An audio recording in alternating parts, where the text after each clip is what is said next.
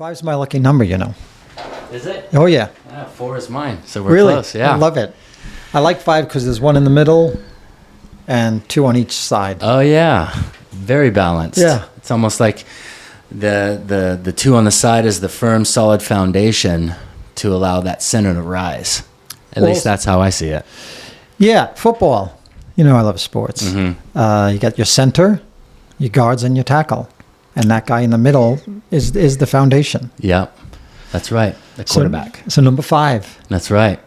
Thomas Taubman. Yeah. Thank you so much for joining me, brother. Nice to be here. It's been a long time. It's been several years since we've seen each other. Yeah. Let's see. You and I assisted you on a yoga teacher training, which is where we really got to know one another.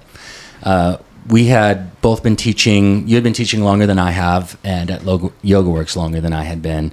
And then when I was moving through the teacher training, like getting ready to lead teacher trainings, I assisted you. Yes. And it was a 200-hour teacher training, and at least I thought we had a great time. We had a blast. You know what? When you do the trainings, I think it's so important. People are there for 12 weeks. A lot of money, a lot of time. It's so important to have fun.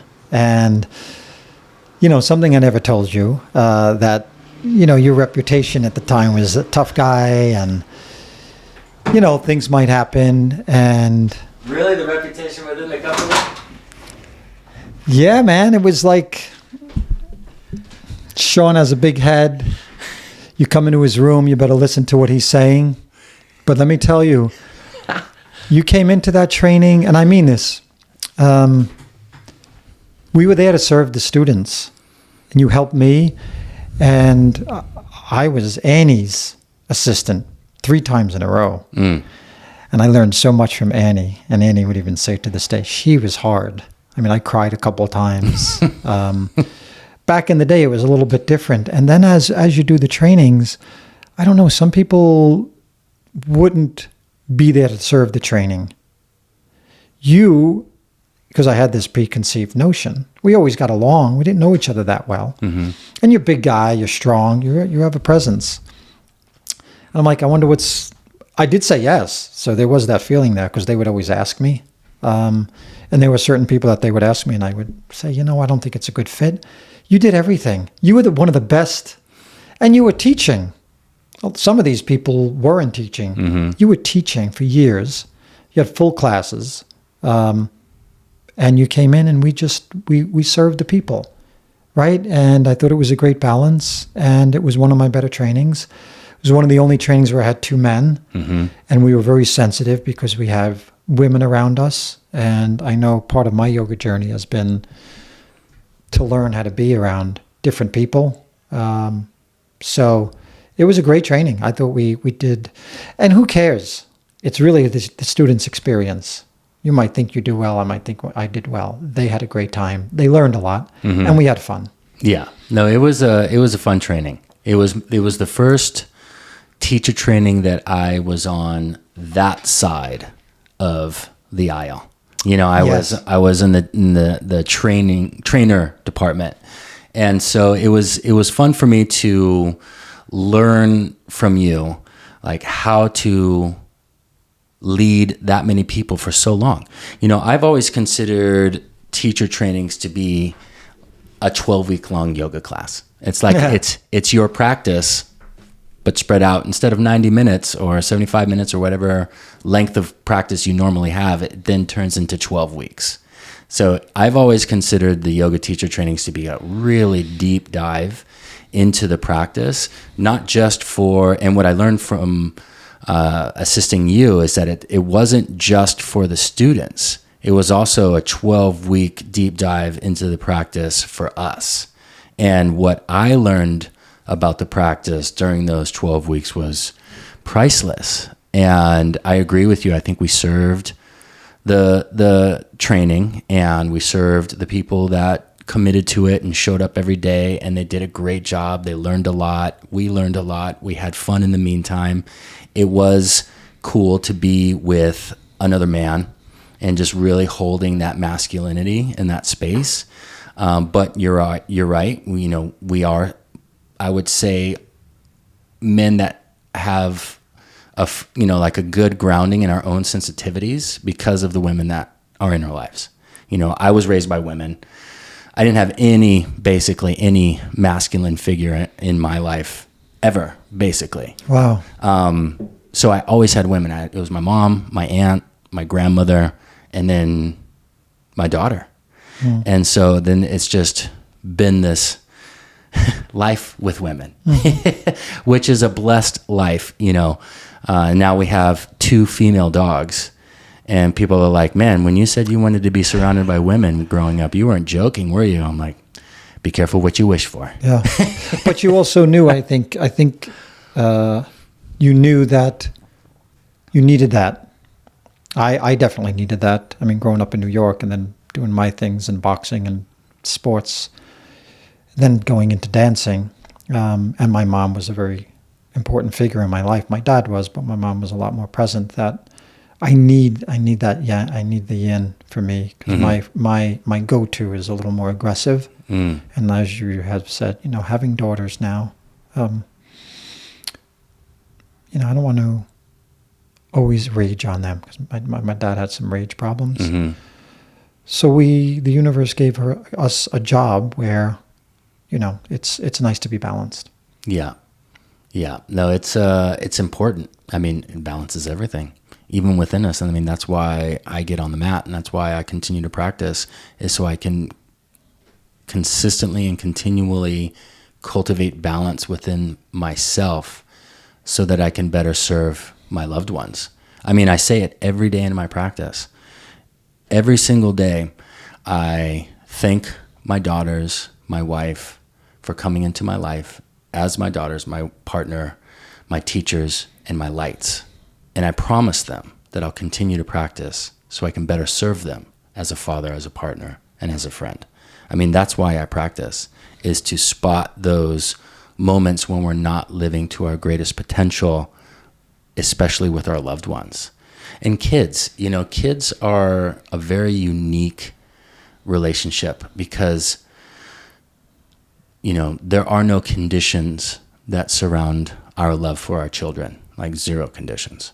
So it's such an interesting journey because there's, at least for me, whenever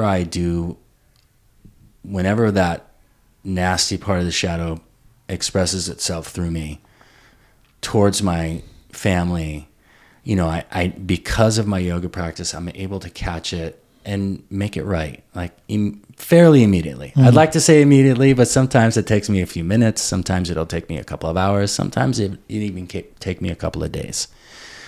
But having the ability to apologize for those that you love, for the reactions that can come from you at times, because it's not an expression of the love within us. It's an expression of the shadow that isn't getting, at least for me personally, it's an expression of my shadow that isn't being seen to at that moment like it wants to. I'm a very busy person, so I'm always on my schedule, and I'm always like making sure that everything is on time and as much as possible. So I find in my parenting that if my child doesn't move like when I need it to, because she doesn't know my schedule, she doesn't know that I need her to boogie in the morning so we can get her to school so I can get back to work on time. Right. She kind of gets it, but not really. That's not her fault. It's my role as her parent to be able to maintain this level of balance, like we're talking about, to help get her into her rhythm to where it doesn't affect me in a negative way. And if it does make me late, to be okay with it. Like, that's been my biggest practice lately, is to be okay if the fact that because my daughter is maybe not moving as quickly as I'd like her to in the morning to get ready for school so I can come back for work because I have a client and it's like scheduled and it's their time and so forth, to be okay with it. To know that it's better for me to be late than to erupt or allow my shadow to express itself on my daughter. Like, it is a-okay. Like, what the fuck am I in a hurry for? Like, it's okay. Take your time. Be loving. Be a loving father. And yeah, it's such a trip, parenthood. And I know you're first of all, let me ask you a couple questions about your background, just to give people an idea of who Thomas Todman is, and where you come from. Where do you get that accent and all that stuff? So, quickly, where are you from? Your physical background. I know you touched upon it, but maybe kind of like give a quick, story of how your journey led you to here. To your house. To my house. Yeah. Grew up in Staten Island, New York, and one of the 5 boroughs that most people don't know. You have Staten Island, Manhattan, Brooklyn, Bronx, and Queens. So we are quite important, but we're known as the Forgotten Borough. Grew up with 4 brothers, including myself. Father was very strong, about 6'3", strong guy. He was a detective. And I just knew early on that I loved movement. You were just talking about, moving our bodies. I loved moving, and then I watched my dad. He had a terrible temper. A lot of stuff going on in my house. My mom, never hit my mom, but he would break stuff. He would just go off, and it was so scary. And I was the 3rd youngest son.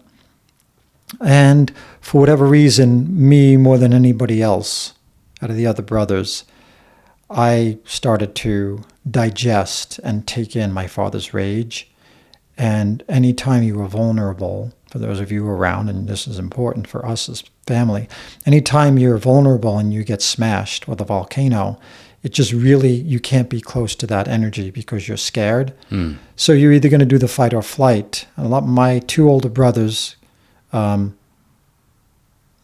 the other direction and just got really quiet, moved out of the house early. I went the other way, and him and I had fights. We actually had some physical wrestling fights. But I knew from an early age that I had a lot of rage, and I didn't know what to do with it. And the sports gave me the outlet. But it's like you're saying, you want your daughter to go to school, and if it didn't happen, you're going to erupt. When I lost, I was just a terrible sore loser. And at that age, aggression is great in sports. You want to win, that's the most important thing. And it's accepted because you're younger, and he's having his tantrum. I would get kicked out of games all the time. My family wouldn't even come to games anymore. So the sports gave me an outlet. And then at 19, I had something happen where my girlfriend of a couple of years broke up with me and started dating my best friend. So every day I had to see them together, and my rage just went out the roof. Level 4, DEFCON 5, whatever. And I started robbing some houses, stores. I liked it. It was exciting. Anything to get me away from the distraction. I wasn't into drugs and things like that per se. But I started just getting into a bunch of stuff. I wasn't aggressively physically violent because my dad wasn't, but I could say mean things. I would break shit all the time. And then I started dealing drugs, and I was still playing sports, but at 19, they started to tether off a little bit. So the rage I was acting out more because I didn't have my outlet. And then robbed a couple of houses right next door to me, robbed a couple of sports stores. I was actually a good thief. I was small, I was skinny. We cut the bars, and I fit through the bars, and the next day the owner said, "I know it's you because you're the only one in this neighborhood that could fit through my bars." And I was just doing a bunch of stuff. And a friend of mine was a professional boxer at the time. And he said, "Why don't you come and start training in boxing?" And I know the universe was taking care of me because I don't know how something would have happened. I would buy like $3,000 worth of coke in my car driving home and getting ready to deal it. And my dad is right next door, and I'm measuring up the blow in my room. And, I'm dealing it. And, sometimes people could come and rob you and things like that. So I got fortunate. My mother always said somebody was watching over me.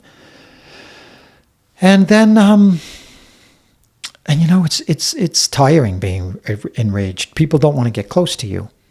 Because if Sean is going to rage on me, God, I don't know when this monster's going to come out. So I found that I had friends, but I was afraid of intimacy. And I had trouble slowing down and actually feeling my feelings. I would die before I would feel my feelings. So boxing boxing helped. I thought I was tough, and then you go in and you go into a gym where these dudes box for an art. Like, this is their life. And it really was very humbling to me. It was very enlightening to me that they were the nicest guys in the boxing gym. They were there for an art, and I thought they were going to be really mean and everybody's going to act tough. It was the opposite.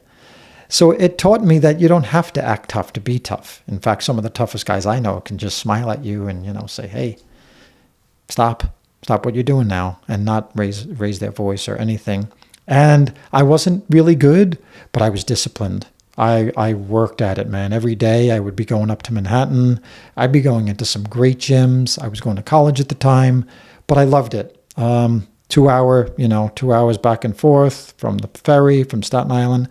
Boxing was awesome. The discipline was awesome, the coordination, the strength and the power. And I met a lot of friends. And I did grow up in a very white racist area. It's not like that as much anymore, but it exposed me to many different personalities. I mean, in the gym, there was like 3 white guys, and I was not exposed. I had 1 black person in my grammar school, so it was great. And I made some good friends. I was in the Golden Gloves. I don't know how the hell I won my first fight. 3,000 people, you go out, you think you're tough, and you go out there, and now it's you and me in a boxing ring. I don't have my friends, my family. That's tough. You know what I'm saying? Yeah. And everybody was watching me, and it was great. I did that. Again, it taught me that great discipline. I was exhausted at night, so even though the rage would start the next morning again, when you have one of those hot water heaters and you can pull that thing to let the steam out, like the trains, that's what the boxing did for me. Stuck with that for about 2 years. And it also kept me away from hanging out with the guys that were just still getting into fights. And I mean, my friend at 16 wound up shooting someone and murdering them. He's passed away, so the cops can't come and ask me. But I had guys that were just really bad. I wasn't a bad person. I just was acting out. I went to a Catholic school. It wasn't my parents' fault. I was just crying out for attention. So then after boxing for about 1.5 years, my trainer said, why don't you're getting hit a lot. I was getting hit a lot. You probably see my nose, but I was getting hit too much. And he's a boxing coach. And he said, why don't you take some dance classes? I'm like, dancing? Oh my God. Like, I wanted to get away from all that. I wanted to be tough, build this armor up. And I had great street credibility because I was boxing. But I was also a very good trainer.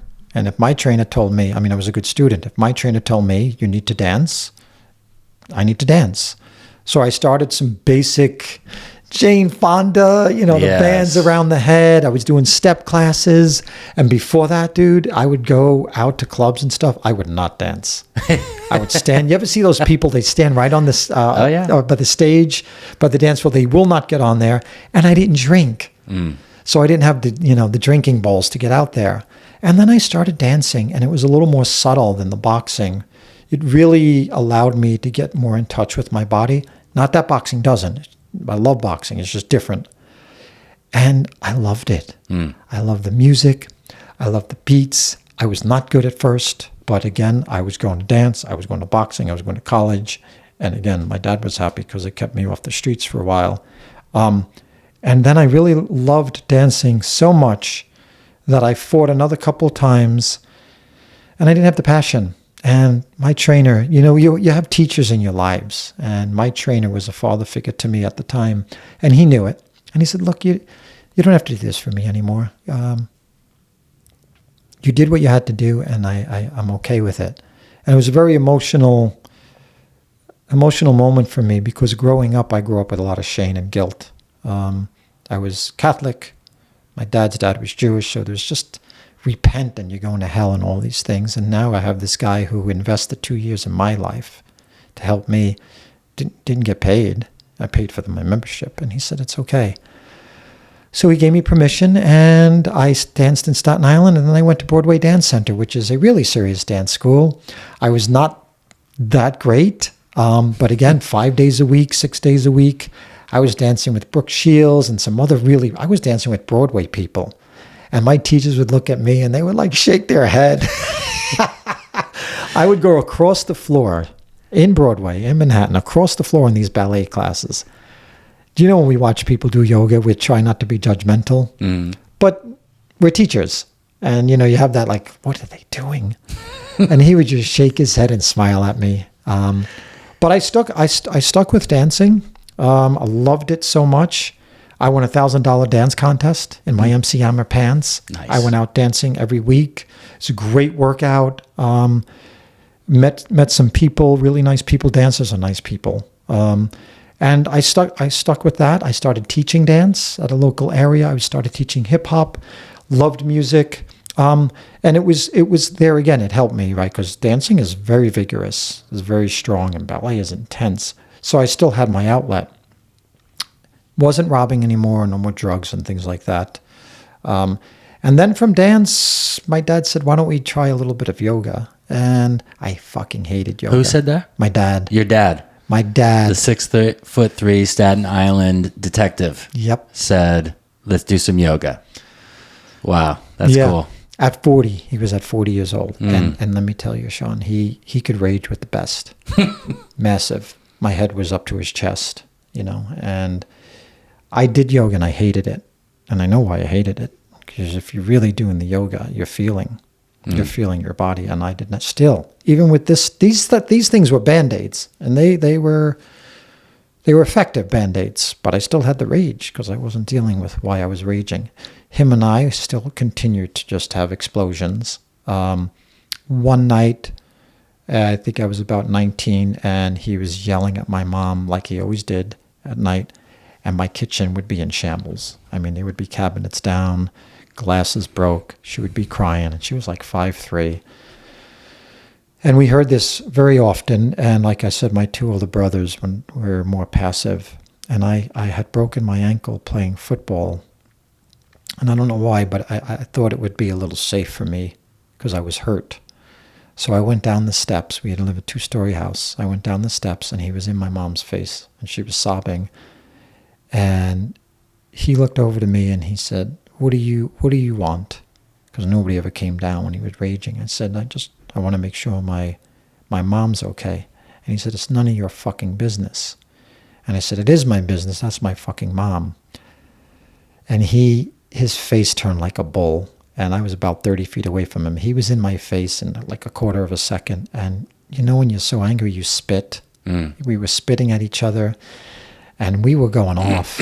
We were really going off. How dare you do that to my mom, you fucking asshole. And he's yelling at me. And I don't know how he didn't kill me, man. He could have killed me. He had a tryout for the New York Mets. He was fucking tough. And we just yelled at each other. Didn't touch me. My two brothers took me. I got kicked out of the house for a week. I had to go to my grandparents. But I don't know why I did it, but it was just something inside of me. Something very similar happened to me. I did the same thing when I was 17. 17 and 19. Yeah. My stepdad he had a temper. And he would drink. And when he would drink, he would yell. And one time I was in the shower and I hear him yelling at my mom. And something didn't sound right. And so I went out, wrapped up in a towel, went out there, and he was in my mom's face, pointing his finger in her face, like, you know, doing this thing. And I know this turns into this. That's the next step. When somebody's thrusting a finger in your face, the punch is coming. So I stepped in between them, and same thing. He turned into a raging bull and was like, you want to fucking, you know, be a man? You want to be a man in my house? Stand up to me and blah, blah, blah. And he started yelling in my face and like spitting too, like in my face. And I just stood there and I said, get the fuck out of my and my mom's face. I don't care. I'm not here to do anything to you. I'm not here to test your manhood. Just get the fuck out of my mom's face. And then he turned around, punched the door, put 3 holes in the door, and then left. So, you know, I think that's a very common experience for men like us. For men who tend to lean towards the fight over the flight. You know, that's not to say that flight doesn't occur, But there are those men who will tend to lean towards fighting. And I think you and I are very similar in that we will lean towards that, especially in protecting our loved ones. Like, no questions asked. And so I think it's very common for men like us to have this experience. And it's almost like, I think it's a rite of passage. I think there is a part of the rite of passage into manhood. Not to say that's the rite of passage. It's a rite of passage, because it's not like we were standing up to our fathers in defiance, or standing up to our fathers to make ourselves feel more or stronger or more macho or whatever. No, we were standing up to our fathers to protect our mothers. And that's what, a warrior does. And so having warriors in this world, although it was probably an uncomfortable moment and scary, it's important. I think warriors are important in today's world for a number of reasons. And I think it's up to warriors like us to stand up for those who can't. Doesn't mean we go seeking trouble. Doesn't mean we start trouble. But if we spot it, we step in, especially for our loved ones. Like, I've got zero problem stepping in to protect my loved ones. Like, there is no foe too great to make me not want to step in and protect them. So I understand that 100%. And I applaud you for that. I mean, it takes balls, especially if your dad's that big. It's, much bigger than you. So, oh man, yeah. And scary. Yeah, and my two brothers would tell me later on that they were mad at themselves for never doing that. But the other side of that is people that have had those relationships with their dads, we sacrificed our childhood because we were put into a position there now. It's our dads. Yeah. And to defy a father it was really sad. And it happened a couple times with me, and I would always get kicked out. And my dad, God rest his soul, he tried hard. And at 40, he started going to therapy with 5 kids, and he got me into yoga. So he was an enlightened being. He suffered just like his father did, and this is multi-generational stuff. But it set me up not to have my childhood as much. And you're right. It's good to be a warrior when you need to be a warrior. The problem we have is I was fighting him in everything. Of course. No matter where I went, if somebody told me what to do, or I hated authority, and I think that's why I was doing all that stuff, because he was a cop, and it was a way for me to just, maybe get back at him. But I couldn't turn it on and off, and that was the sad part for me growing up. And like I said, when we're younger, it's acceptable. You're in sports, you're trying hard, but then you get a little older, you're dating people, or you're meeting people, and you're having friends. And I started going to therapy at 19 because I knew it. I even got colitis, and colitis is heat in your stomach. Because I would hold in and then I would explode. I would hold in, I would explode, and it was very hard. When to turn the warrior on. I'm sure you can relate to this. You're driving down the road, and there's 2 lanes, but somebody's inching in your lane. Pull the fuck to side. I would be with my wife, and I would go towards that person, because when I would get scared and out of control, I would have to get this rage because I didn't know how to deal with my emotions. I'm not fighting I moved to fucking California. I was 3,000 miles away. My dad passed away at 67. I was still fighting him. So as parenthood, as you brought up before, it's being mindful of all of this stuff. And I always liken it to, you have this fork in the road, right? And you have, the righteous and the bad decisions, and that rage.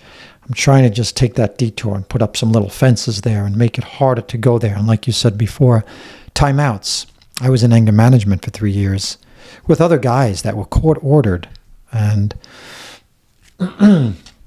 slow down.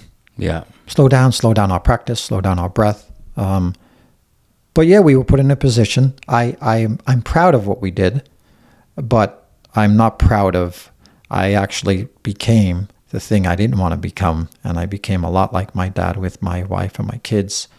I always apologized, and you said that before, My dad would never really apologize. I apologize to my kids. I've smashed my doors. I've broken things. And I've done things to my kids that I didn't want to be done, and my dad did to me. But we're trying, and we're human, and we're doing the best we can. All my kids are in therapy. We talk about things, and they know they could come to me. I mean, the shit, I'm sure you can attest to this, the shit my kids say to me. If I said to my freaking dad, Yeah. I would be in the emergency room. Yeah. So even though they're afraid, they talk, oh my God, they talk back to me all the time. And you've got 2 daughters. I got 2 daughters. And they're 19 and 16 Nice now? one, yeah. Wow, man. Yeah. Wow. Are they in school? Okay, so the 16-year-old's high school. Culver City, right down Culver the block City. from here. And then the 19-year-old. She's in Santa Monica, and then next year, fingers crossed, everybody fingers crossed, UCLA. Cool. For 2 years, hopefully. Yeah. Awesome. For undergrad.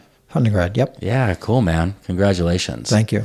And, you and I, you mentioned at the beginning when we first sat down that you wish you weren't the person that was invited to this conversation, because you and I share something else in common. And we have both recently lost loved ones.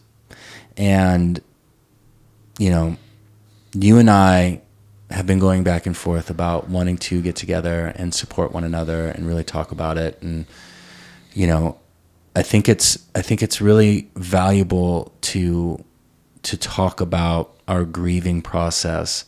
At least I have found it to be extremely valuable for me, because it's like pressure that's around my heart. And then when I talk about it, it's like that pressure is relieved a little. And there's less tightness in my chest and less fear in my body.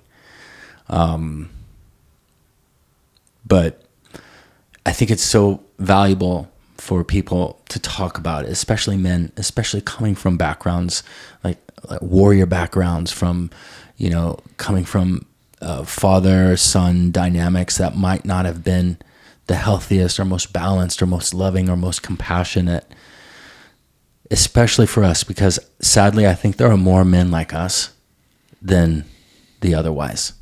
I think there are more men that are imbalanced. And I think it's important for us to talk about these parts of the self, because they are healing, because everybody goes through grief. Everybody loses somebody. It's a part of life. And it's interesting to me, because my own personal journey with grief began, I guess it was 2.5 years ago now. And when I lost Jasmine, I just prayed that I wouldn't lose anybody else. I prayed that I wouldn't lose my wife. I wouldn't lose my youngest, because I didn't think I'd be able to handle it. I didn't think I'd be able to just survive if I did. And so I prayed that I left before they did. Because when you lose somebody, death becomes a real thing. It's not this theory or idea anymore. It's like it's fucking real. And so it became real to me, and I just prayed. I was like, please, let me go next. Please don't let me have to suffer this loss again. And then I realized that it took some time, maybe 6 months, maybe a year of feeling this way, before I realized that was selfish of me. That I was the one who knew how much pain you have to go through. And if I truly loved my family, I wouldn't want them to experience the same, because it fucking sucks. How did you meet your wife? I moved out here from New York just to get away. I needed to get away. And I went to a birthday party. It was only my second night here in California. I'm thinking all the California girls, Staten Islander, this would be fucking amazing. No, I was not like that. I'm not like you. Back in your day, you were a magnet. I admired that. I had no confidence. Really didn't. And now I left home. No money, like $1,500. But I knew I needed to get get out of change. I needed change. And I went to a birthday party, and I was doing what I did. I was talking about masturbation to a bunch of people. Swear to God, I wish he was here. I was into shock value because shock value got me attention. That's really what it is about. I was an attention whore, and that's what robbing was, and stealing and dealing and all that stuff. That's attention. But I went to a birthday party, and God, I was going towards the kitchen, but I couldn't see in the kitchen, and I just heard this English accent, like give me a spot of tea and a glass of water. And I turned her and I looked at her, and I was like, wow, this girl is so cool. And I love boobs. I always loved boobs. You know, I have a marketing degree. And whenever you look at marketing, like your eyes go 2/3. And like on a woman, it's there. So she had great boobs. At the time, you know, we all have a buffet, what we like. And I usually would like a little darker colored women. And I dated, and dancing was great, right? So she was a little darker. She had a great accent, and she was just really sweet. And we met that night, and we talked. But I took the fireman's test in New York. I was going back. I wanted to be a fireman. I had a 97 average, and we met. She was off of a bad relationship. I was fucked up. I left New York. I was depressed. I was down. I was a tire laborer. Fucking left 3,000 miles away to be a tire laborer. Taking a bus to the valley. My colitis was terrible. It was a bad time. And I met, and there was no pressure on the relationship. And I think that's it. It developed a little bit. I told her I might be going to New York. And I don't know how it worked, but it was the healthiest relationship I've ever been in.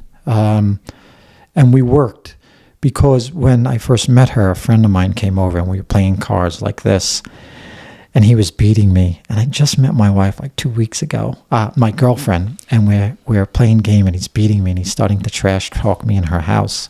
And I started getting mad, and I said, stop cursing in front of my wife. But I was just mad he was beating me, and he didn't stop. And I got up, and we had a wrestling match.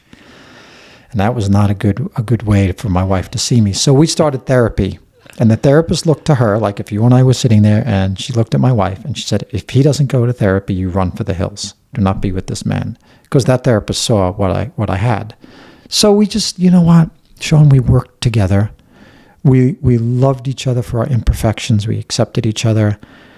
We had a lot of imperfections. She grew up very quiet because mom was English and her dad was Guyana. Don't say a word. Keep it down. No emotion. And I come in with these big emotions. And it worked. We dated for 4 years, and then we got married. She was nice enough to get married at a mobster country club in Staten Island. And her family all came over because they were all in Ireland and England and from Guyana. And, you know, it was just, it was the gift for me. Because I don't know how many women would deal with my temper at the time. Because I was still getting out of cars and running. I would go into anger management class on my way home, have a fight, and like run down the block and chase a car. I mean, I should have been killed. And dude, I'm not big. I'm not big at all. We were in the car once, and I started yelling at this guy, and he pulls the car over, and he's fucking like 6'5". His chest is massive. And I'm like, shit, I got to get out.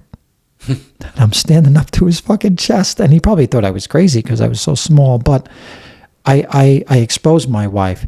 You know, being rageful is an offensive behavior. Everybody around you feels that rage. I'm still working on it to this day. I could leave here and, you know, I'd get triggered. But she really accepted me for who I am. And also we grew together.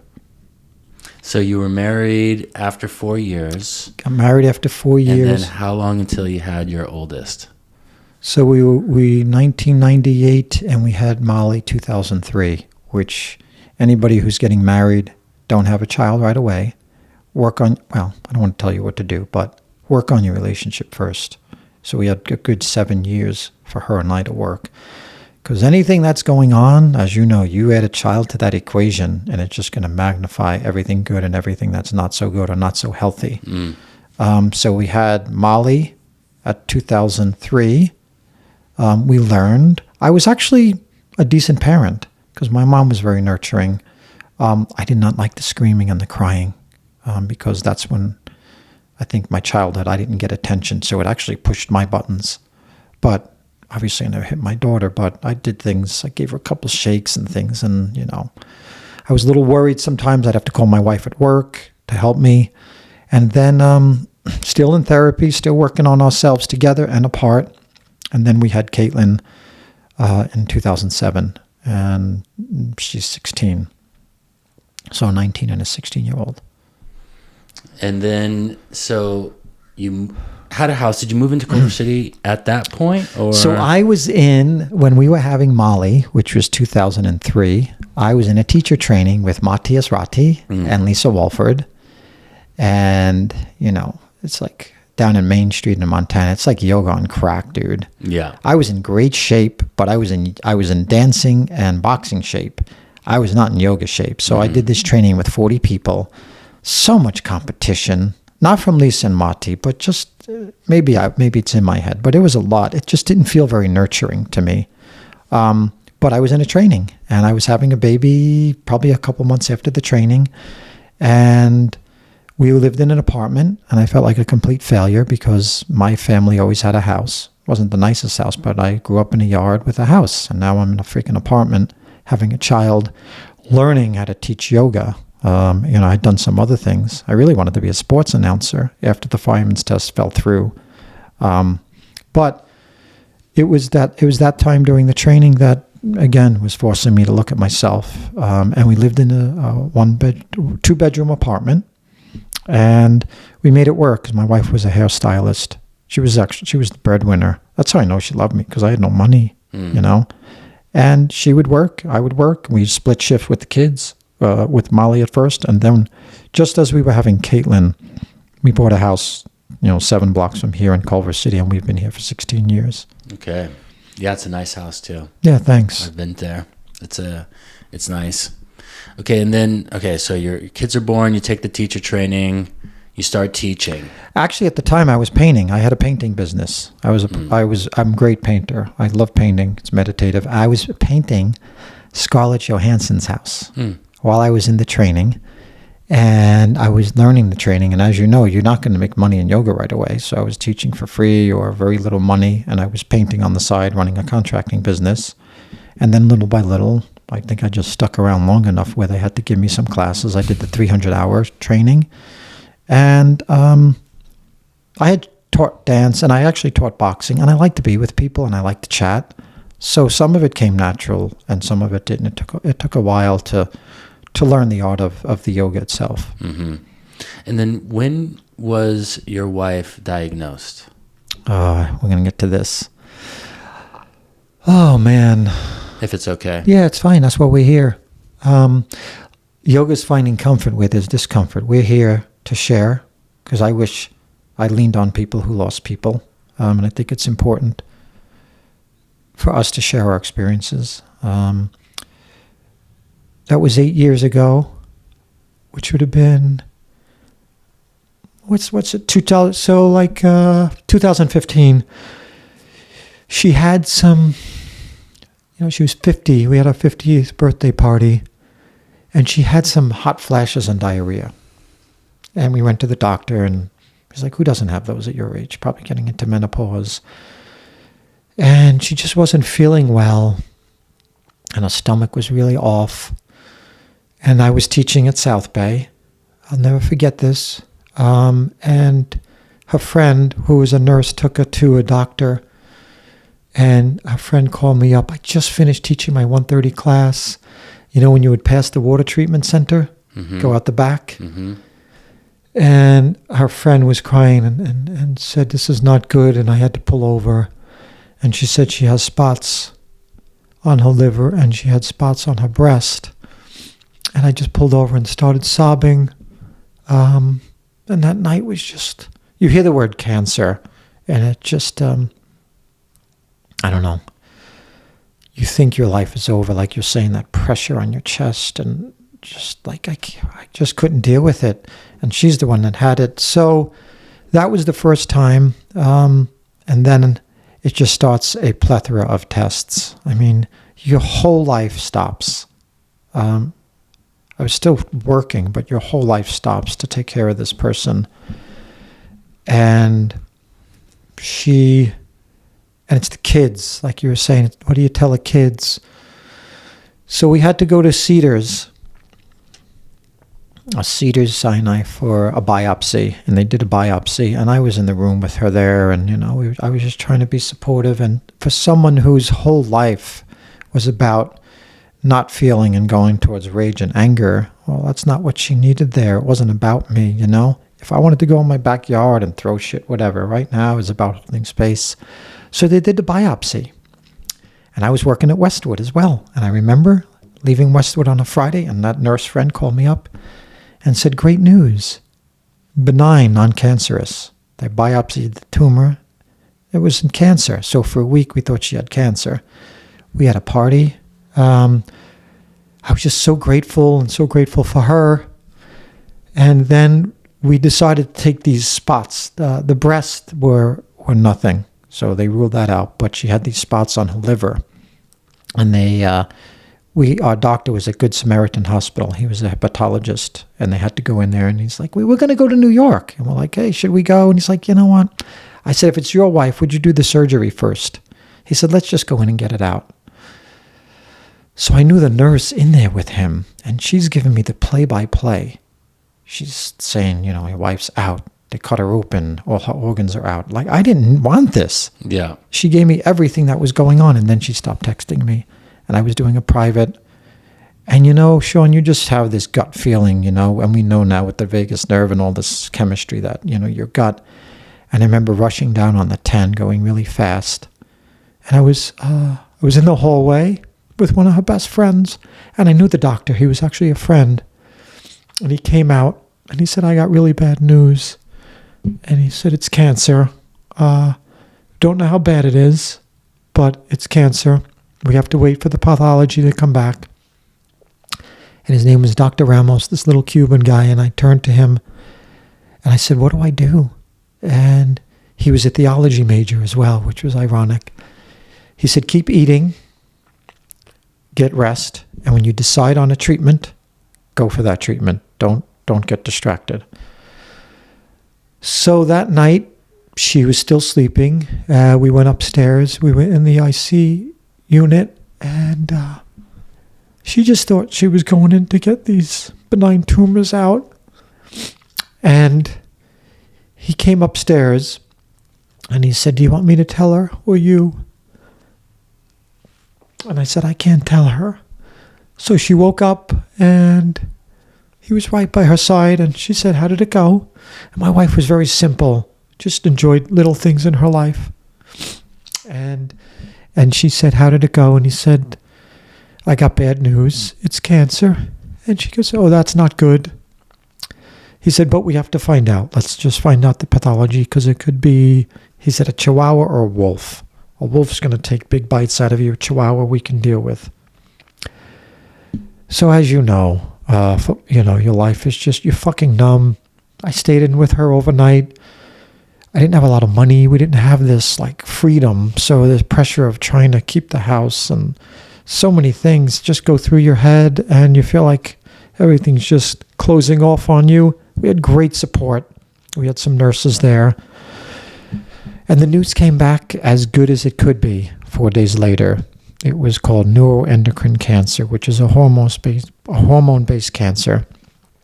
We were relieved, but she had to get 40% of her liver cut out. Mm. So we went from her being very vibrant and healthy and taking care of our kids and complaining about stupid shit to okay, this is really life now. She did that surgery. And tell me if I'm telling you too many things here. No, please. I have no problem stopping. She did the surgery. She was bedridden for a couple months. Rehabbed her. Went back to work. Lived a life. She still had spots. There were so many. They couldn't take off her liver, but they had to take off as much as they could. We finally found the primary tumor, which was in her intestine. They took that out. And she started this hormone treatment, so once a month she'd have to go get a shot at UCLA. And she carried on, living her life. and we had our kids there as well. And we told them one thing we never did. We didn't lie to them necessarily. We told them she had cancer. She's going to deal with it. Because up to that point, they were like, this is very manageable. Chemo really doesn't work. So you're overproducing serotonin, and we're going to stop that. We're going to give you something to inhibit that. And that was the shot every month you get in her butt. We went to Kentucky to see the world specialist, the world neuroendocrine doctor, because it's pretty rare. We did everything we could. And then it just, the spots just kept coming. And then she would get them burnt. So she'd have to go in. It was a day event. We'd have to go in to see this, to a radiologist, and they would burn them. They call it ablation.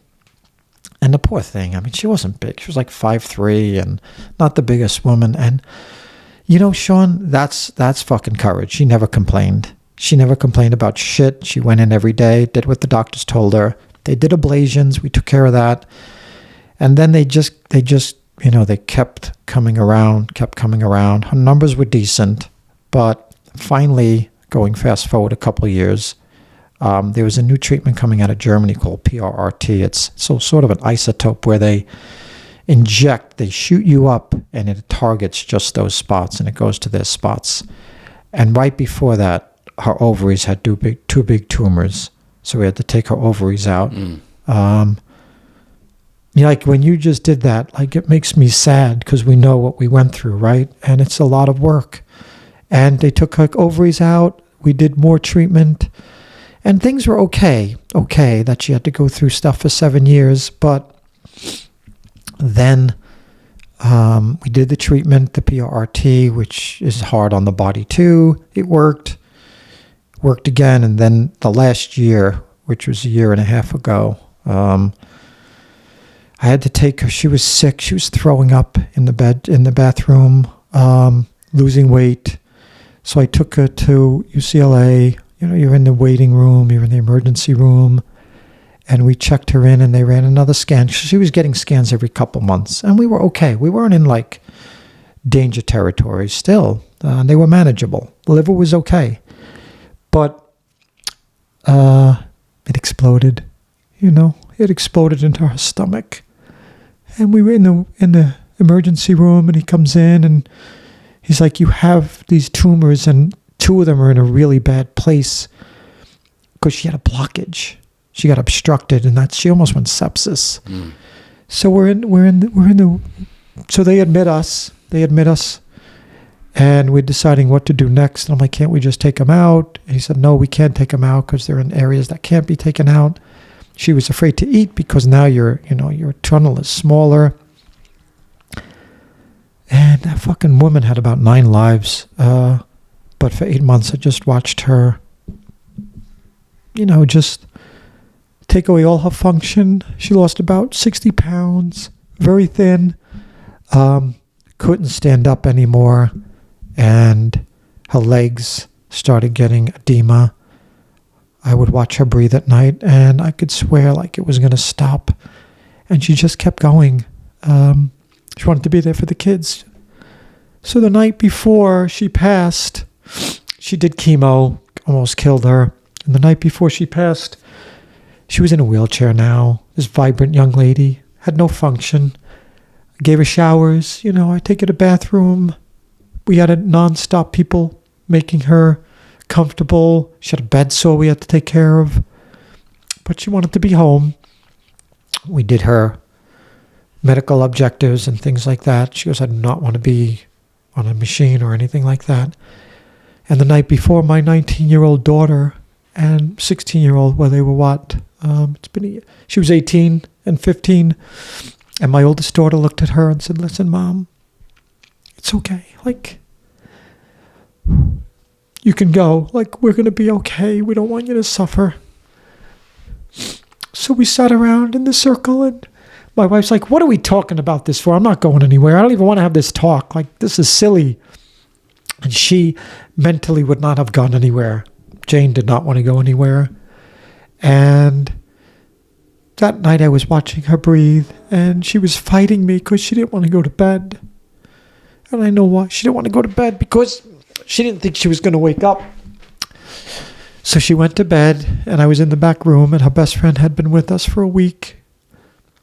And she said, "You need to come out." And I said, "I don't want to come out," because I knew. She was just sitting in her bed, in her chair, and she said, "You're not helping me. You're not helping me." And I'm like, "What do you need? What do you want from me?" She goes, "You're just not helping me." She was in a different plane at that point. And I said, "Look, go be with your mom. They love tea. English people love fucking tea. They need their tea in the morning." I said, "Go be with your mom, and she's waiting for you." And she couldn't really do a lot of movement. And she hugged me. She gave me the strongest physical hug I felt from her. And, she said, "Okay." And little by little, we had to give her some morphine. And all her friends came that day. We got on the phone, and people were talking to her, saying goodbye. And at like 4:00, peacefully, thank gosh, people could be in that state for a couple of days. And she was on the bed, and everybody was around her. My kids were holding her hands. And then and I said to the nurse, "I'm never going to hear her again, am I?" She said no. And that she moved on peacefully. And, we had to wait for the company to come and take her, and everybody got to say goodbye. And it was the most amazing, painful, sad day of my life, because it was beautiful. I got to be there with her, hold her hand. She said her last words to me. But at the same time, she was leaving, and I'm very happy she's not suffering, because she had no life at the end. And now we just passed our year anniversary. It was a hard year. We celebrated everything. We're in our grief group, and there's a lot of things I'm not proud of, and I know you and I are very transparent about our lives and where we can get better. But I did an amazing job over the last year, not running from it, being there for my kids. But it's hard, as you said. It's still hard to know you'll never have that memory again. Or I may forget something and say, "Hey, hon, what was this? When did this happen?" And that part of you, that void is not there. Yes, I believe in afterlife and all this other energy. But I remember talking to Jean Heilman, and she had some stuff she wanted to share. She goes, "Not right now." She goes, "And anybody tells you about all this afterlife and shit like that, just tell them you don't want to hear it now. You're pissed off. You're grieving. You're upset. It's not fair. It sucks. Do all of that stuff." And I do believe in all that other stuff. But I was lost. I remember a friend came out to me for 2 weeks. He stayed with me because as a wife, you have all these affairs and things. And I remember him telling me, "Make a list." And I said, "I can't. I just can't do anything. I'm paralyzed." And talk about fighting. It's fucking getting wailed. It's Mike Tyson punch 20 times over. And the biggest thing I learned, besides how strong she was and how much, even in her dying, that she was giving to so many people, growing up, I tried to control everything with my rage. And just watching someone, you can't do anything but hold space. And that was, my Janie is, I know she's looking here and she's always with us, but every day is, as you said, is painful. Yeah. Thank you for sharing. Yeah. Jasmine, I found out Jasmine was using heroin 6 years before she OD'd. And, I remember that phone call. I'm assuming it's very similar to the cancer phone call. Because it probably isn't going to end well. And I felt the same thing. And you have the hope, right? You want to hope. It's really the hope that keeps you going. Yeah. It really is. You know, having somebody in your life that has an addiction problem that is very lethal, you know, you're constantly in fear, balancing fear and hope within yourself, because you know the chances of it becoming, you know, the story ending is very high.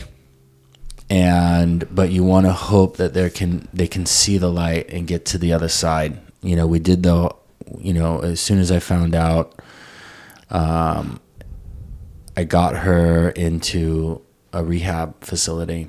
You know, and the thing that is tricky with adult children in particular, because you want to help and you want to do everything you can, but since she was an adult, I couldn't force her to do anything.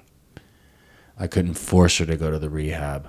I couldn't force her to seek therapy. I couldn't force her to do the things that I thought would help her heal. And I too had that same helplessness, just absolute helplessness for this person that I loved with all of my heart. And, you know, 6 years in and out of rehabs, in and out of jail, on and off the street.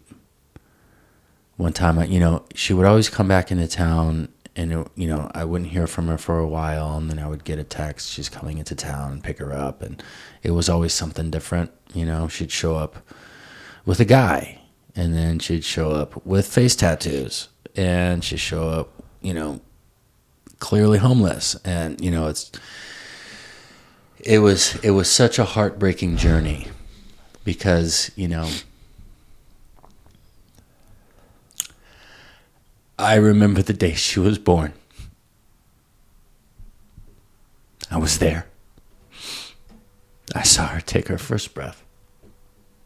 And, I think one of the hardest parts for me is that all of the dreams come to an end. I've been dreaming of what she might become her whole life. And all of those dreams are over. There's no more hope. Hope is dead. There's nothing. That's the problem with these lethal situations, because we both suffered from different things, but the thing with them is, death is so permanent. Oh gosh, there's no coming back. And I remember when I received the phone call that she had died. Her grandmother called me on her mom's side, and she left me a voicemail. And the hard part, I'll say, it's not a problem. The hard part about dealing with somebody who has an addiction to heroin, for example, is that you're in 24-hour constant fear of the phone call, because it can come at any time. And it did. And it came. And I got the message, and I knew.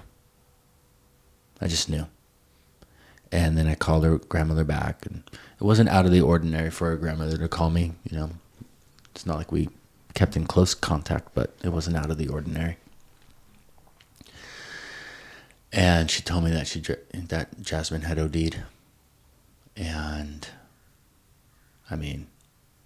I never knew pain like that. And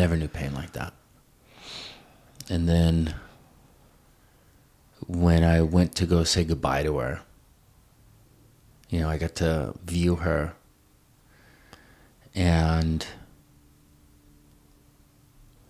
I didn't know I was even capable of having that much pain.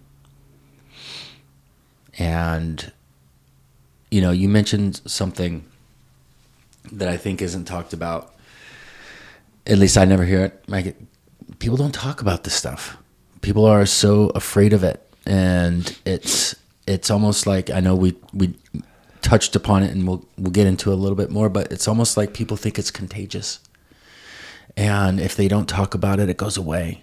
And I've had people distance themselves from me because, I don't know, like they maybe they're relating to it so severely that it scares them so much to be in my presence. But the one thing that I wanted to talk about was that first year. That first year is brutal. That first year.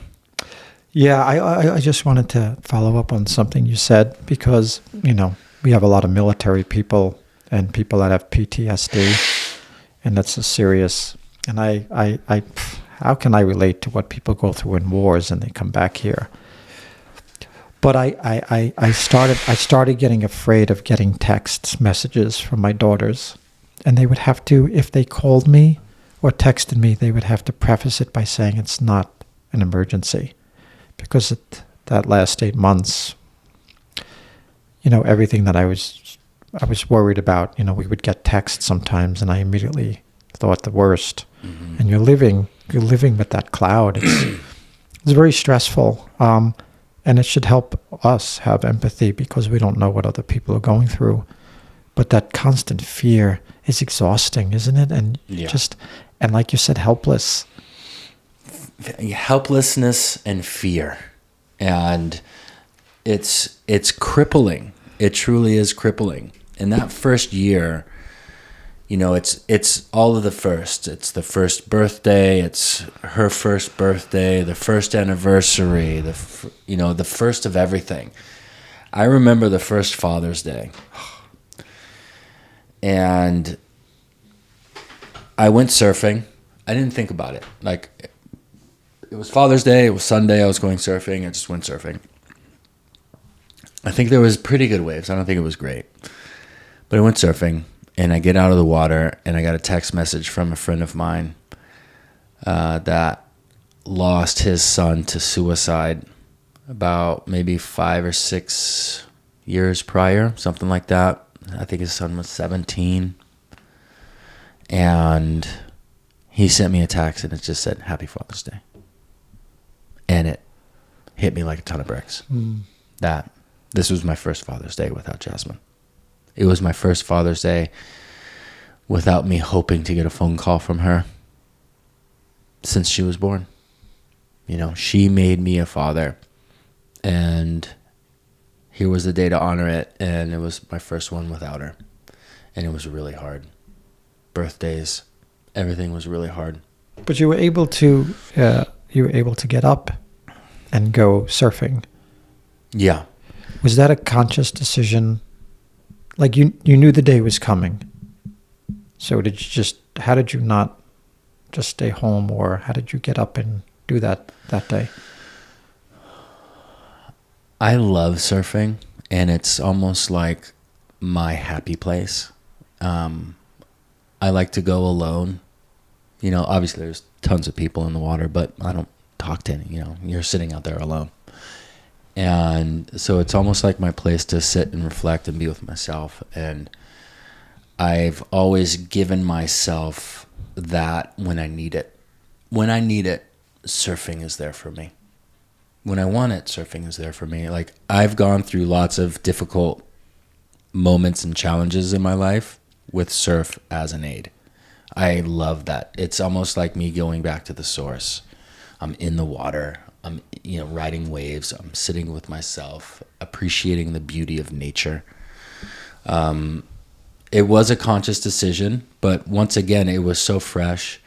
Let's see, when's Father's Day? Father's Day is like June or something, right? Yeah. Look at us. We're both making it. No more Father's Day. Yeah. We're out of that. So it's in June. Jasmine passed in February.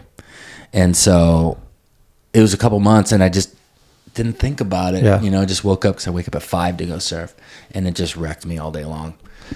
But what I have also noticed, and this is the reason why I invited you to have this conversation, is because there's a gift in my loss. And the gift that I'm able to see, at least currently, and I'm assuming it's going to continue to expand, and it's probably going to expand from us having this conversation. The gift that I have noticed is my ability to assist others that that are going through a similar experience. So it was after a year, the first year had gone by, not long, maybe, I forget how, no, it's been maybe a year and a half. It's been about a year and a half. And a student of mine texted me and saying that his 25-year-old had OD'd in a very similar way to Jasmine, like 3 days prior. Wow. And that him and his family are really going through a tough time. And he knew that I had a similar experience, and if there's anything that I could offer them. And so I went down and spoke with him. His family lives in Torrance. And it was his oldest son, who was 25, and then he's got another son who I believe is like 21, and then a daughter who I think is like 17 or 18, and a wife. And she clearly was having a very difficult, I mean, they all were. But I went down and I supported them, and I've since then been in fairly decent contact with him, checking in, offering guidance, offering support, and he has reached out to me several times thanking me for that, because there's no book for this stuff. Maybe we should start a book. There's no book for men to get in touch with their feelings as they move through grief, and the reason why I mentioned at the beginning that I don't enjoy it. I'm not going to say I enjoy the conversations, but I know it's helpful. And it's because I believe that if we don't express what we're feeling, we suppress it. And it's like that rage that could explode within you and me, because I could be rageful. It's almost like that's maybe how it might express itself, is through rage. So I really allow myself the space to move through the grief. Now, grief, I think, is a very personal experience. I like to grieve alone. I don't grieve in front of people, not even my wife and not even my daughter. It's not that I avoid it. I feel safest alone. I think a lot of that has to do with, I was an only child, raised by a single mother for the most part. I mean, I had a stepdad, but not really. I was raised by a single mother who was always working. I was a latchkey kid. I was home alone a lot. I mean, I was making my own food at 5. Wow. And, I'd come home from school at 7 and up to an empty house. And I would make my own dinner and watch TV and keep myself entertained until my mom came home at, who knows, I don't remember the time, but late. And so I think I've created this ability to withstand discomfort alone very well. I think out of pure survival purposes. So I like to grieve alone, which I thought would make this conversation even more valuable to me, because I'm open about my experiences, because I know that in sharing them, people can take away from them and learn from them. I understand that completely, but I'm also a fairly private person. Like, I don't like to put everything out there. I got off all social media for that's one of the reasons, because I don't want everybody to know everything about me. It's not that I have anything to hide. As a matter of fact, I have nothing to hide. I started telling the truth and nothing but the truth when I was like 30 years old, and I haven't turned back since. I live a good life. I do good deeds. I don't do any harm. I apologize when I'm being toxic or harmful. I'm very loving. I'm trying to do good in the world. Like, I'm really trying to do the best that I can. But I also like to be private. Because one of the things that I found very difficult to deal with, and this is one of the reasons why I like to remain as private as possible, is I found it very difficult when I would see somebody that I hadn't seen in a while, and they offer condolences. And I'm like, you know, it happened to me once. I was at a photo shoot for Yoga Works when Yoga Works Main Street was open. I went to a photo shoot there. They asked me to come down. There were other teachers there, and there was another teacher there, a father that I hadn't seen in a few years, and he had obviously heard what happened. And I walked up. I had Sequoia with me, you know, and so seeing all these teachers I hadn't seen in a while was good. And first thing he says to me is like, "Hey, I just wanted to let you know that I heard about your daughter, and I'm really sorry." And I fucking hate that shit. Like, I do, man. Like, don't fucking bring it up to me. Like, because I realized, because at first when people do that, I'm like, okay, they're just being nice and they're just trying to offer their condolences for my support and so forth. But then I started thinking more about it, and I'm like, actually, that's completely fucking selfish of you. You're only saying that because if you didn't, or because after you say that, you feel better about yourself. Most of the people who do that to me are parents. And so when a parent hears about another parent losing their child, they automatically relate. They automatically just go towards, fuck, that would suck to lose my child. I feel horrible for them. I hope they're doing okay. But if they truly want me to be the best, in the best state and in the best mood and move through my grief as smooth as possible, they wouldn't bring it up. They'd let me bring it up. But because they're relating to it personally, they feel they have to bring it up. Otherwise, they'll feel bad about themselves or something. But it's like, here I am walking into the studio. I'm in a great mood. I'm with my daughter, Sequoia. I'm seeing people I hadn't seen in a long time. It's like kind of post-COVID. So we're like hugging and doing all the things that we missed during those couple of years of staying home. And all of a sudden, I'm right back to grief. Just by the mere mention of it. Because what am I going to do? You know, somebody says, hey, I just heard about your daughter, or I heard about your daughter. I'm so sorry for that. What am I going to do? I'm going to think about my daughter. I'm going to think about the fact that she's no longer in my life. I'm going to picture the last time that I saw her body. And I'm going to remember the pain that I went through. And I'm going to remember how hard it was for me to tell Sequoia that her big sister had died. And I'm going to think about everything that I don't have. And so I realized that when people offer unsolicited condolences, it's a selfish act. They're really, ultimately, only thinking about themselves. Because if they were truly thinking about the other person, they would just hold space. That's a tough one, though. It is a tough one because everybody relates to it. I never thought about it that way. People, I do believe it's their discomfort. I thought you were going to go somewhere else, is where I would, we talked about a little bit. If that person really, and this could be our upbringing maybe, but if that person really cared, they would have reached out to me at a sooner date. Yeah. And not wait till the next time they ran into me. And come on, there's enough media out there now. Now you are off media, so, but I don't know. I think it's so hard. I think it's like what that person, I do think it's a selfish act. It could be. But what if you didn't bring it up and you left and that person never got to send their energy to you? You don't need to say the words to send energy to somebody. I can send you love, as I have been, from afar. I can send you support from afar. That it doesn't have to be said in words. That's the whole deal with holding space. You're not offering your opinion. You're just allowing the person to sit in their feelings.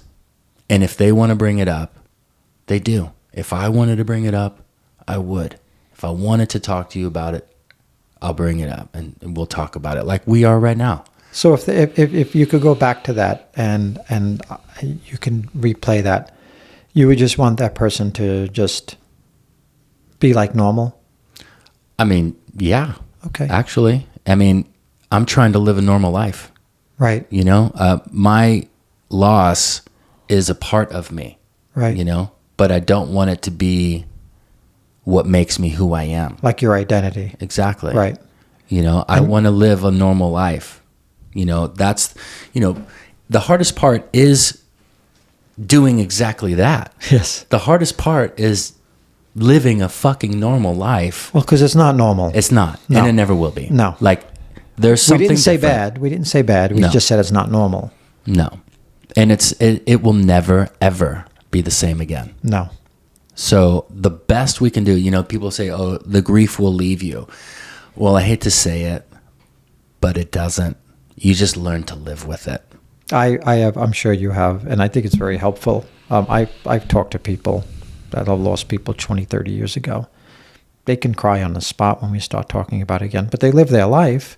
There's this dichotomy that people think, and this was hard for me talking about this first year. And life, I think, is the same.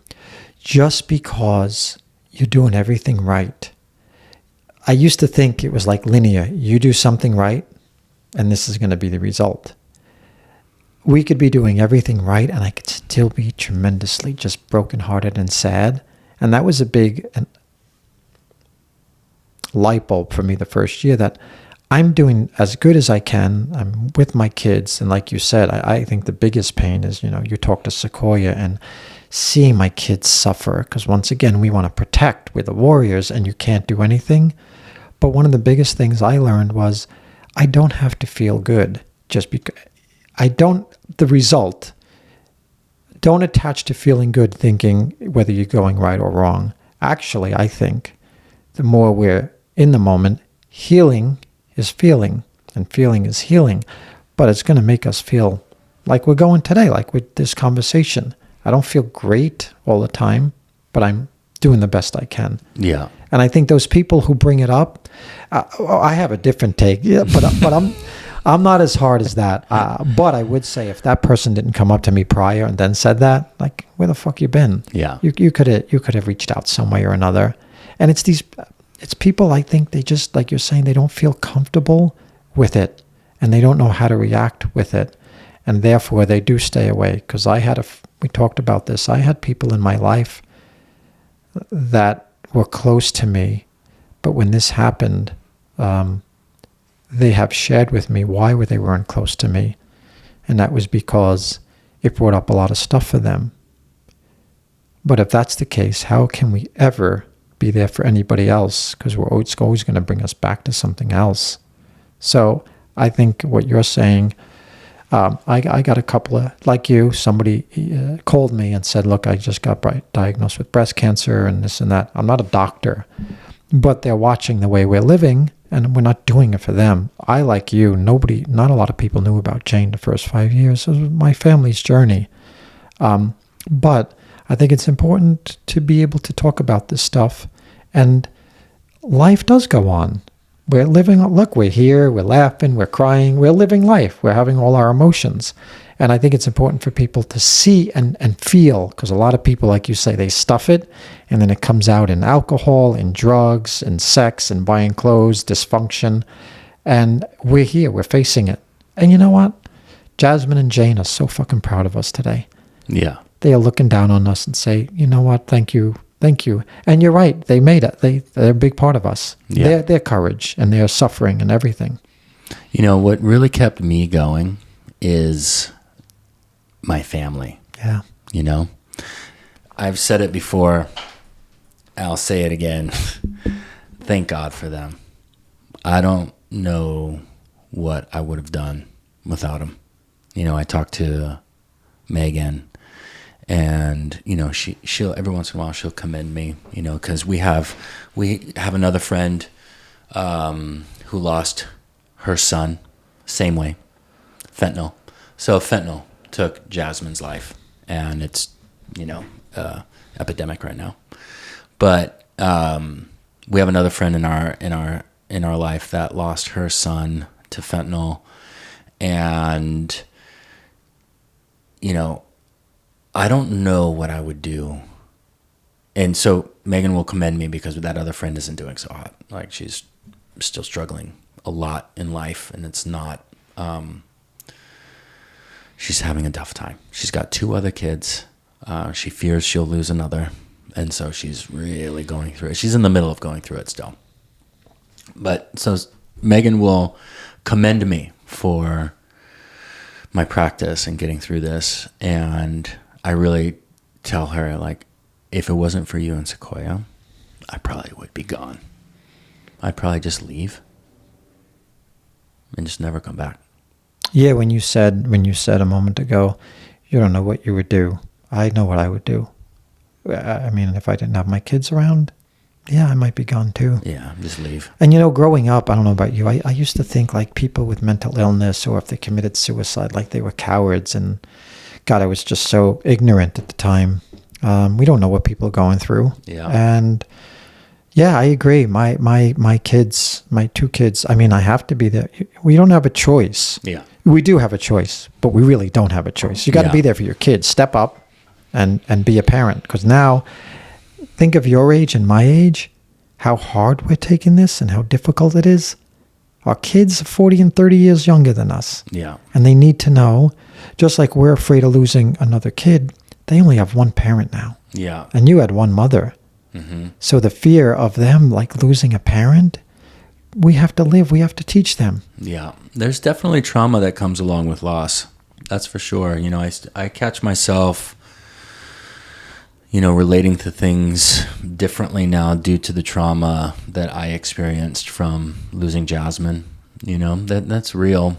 When something will come up and people will bring stuff up, or something will be in a movie or on a TV show that will trigger your trauma. And it's, you just kind of have to deal with it and be like, okay, there's fear. And I'm definitely afraid that if I were to lose any more of my family, I don't know what I would do. But it's definitely been my family that has kept me going. Sequoia and Megan have just been such solid foundations for me to always know is there. Because even though, like I said, I like to grieve alone, and although there have been moments of grief with them, most of my grieving happens when I'm all alone.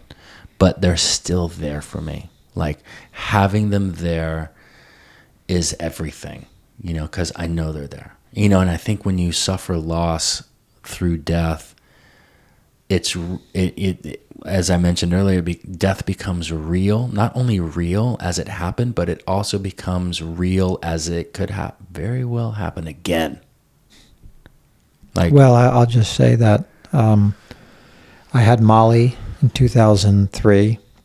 My dad died in 2004 at 67.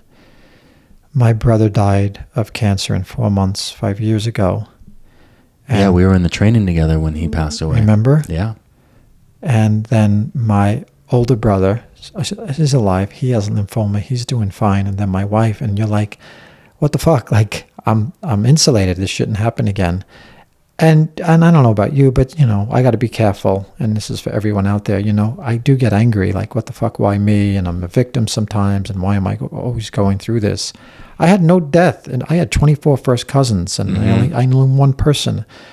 And then you just go through all this. And then you see, I don't know if you've done this, but, and anybody, that's watching this, I'm sure you have.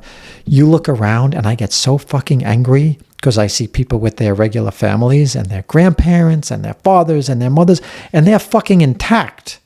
And they're like 85 years old, and they start complaining about shit, and I just have to take some breaths because I'm saying, do you know how lucky you are? And look, I probably would do the same thing, but people are really, I think we have to really remember, if your family's around and they're healthy and everything like that, it's not given, Sean. Every day we get up is a blessing. And I would never really think about that till now.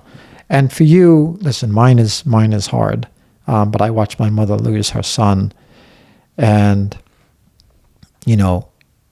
losing a child, they say it's the most unnatural thing, losing your child first. And the fact that you and I could talk about this and share our feelings, I just want to give you, you're helping me. You're helping me. Same. You're helping me.